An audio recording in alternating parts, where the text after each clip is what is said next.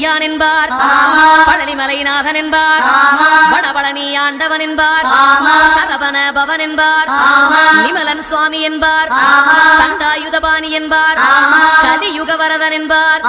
வெற்றி வடிவேலன் என்பார், வீரபடி வேலன் என்பார், மரகத வண்ணன் என்பார், ஞானப்பலம் கேட்டவனா, நம்பினோரை நாடுபவனா, காவடி பிரியனாம், ராஜ அலங்காரம் கொண்டவனா, ஆண்டியாய் நின்றானா, ஆனால் செல்வத்தை எல்லாம் கொடுப்பானா, அப்படிப்பட்ட முருகனவன் ரொம்ப ரொம்ப சின்னவனா சுவாமி. சின்ன சின்ன முருகைய